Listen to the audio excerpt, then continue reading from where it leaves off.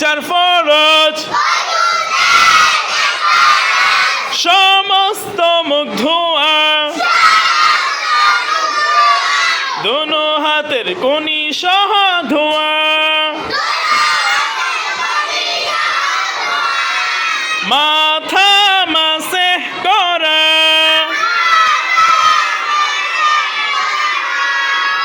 দোনো পায়ের টাকনো সহ ধোয়া।